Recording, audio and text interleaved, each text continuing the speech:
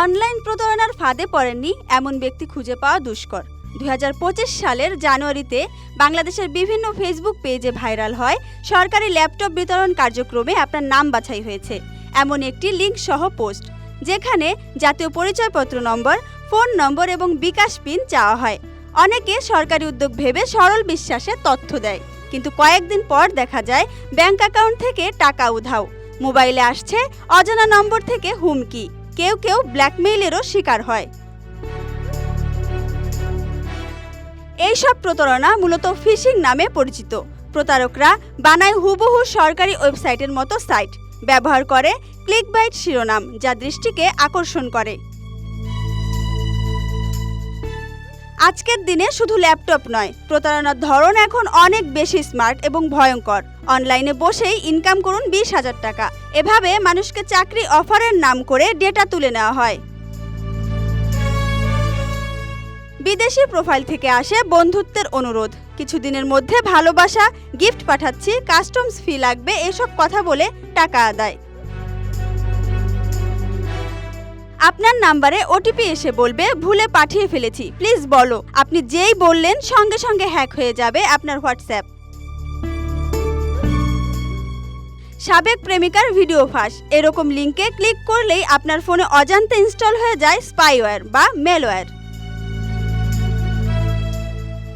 1,000 টাকা দিলে 1 মাসে হবে 50,000। এই লোভে পড়ে বহু তরুণ তাদের শেষ সম্বলও হারাচ্ছে। কেন আমরা প্রতারণার শিকার হই? 1. লোভ, আমরা কম পরিশ্রমে বেশি কিছু পেতে চাই। 2. ডিজিটাল অজ্ঞতা, অনেকেই জানে না আসল ওয়েবসাইট কেমন হয়। 3. সোশ্যাল মিডিয়ার অন্ধবিশ্বাস, ফলোয়ার বেশি মানেই বিশ্বাসযোগ্য। এই ভুল ধারণা আমাদের বিপদে ফেলে। মনোবিজ্ঞানীরা বলেন ভয় ও লোভ, এই দুই মানবিক দুর্বলতা ডিজিটাল প্রতারণার প্রধান অস্ত্র। এখন প্রশ্ন, কিভাবে রক্ষা পাবেন এই প্রতারণা থেকে? 1. সন্দেহ করুন সবকিছুতে, কোনো অফার খুব ভালো মনে হলে ধরেই নিন সেটা ফাঁদ। 2. সরকারি লোগো মানেই সত্য নয়, হুবহু বানানো সাইটেও গভর্নমেন্ট লেখা থাকতে পারে, ঠিকানা যাচাই করুন। 3. ওটিপি কাউকে বলবেন না, এমনকি আপনার ঘনিষ্ঠজন হলেও না। 4.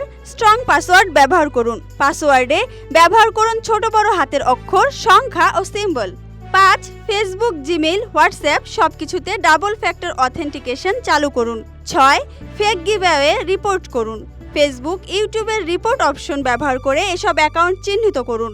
7. সচেতন থাকুন ও অন্যকে সচেতন করুন, নিজে শিখুন এবং আপনার পরিবার, বন্ধুদেরও সতর্ক করুন।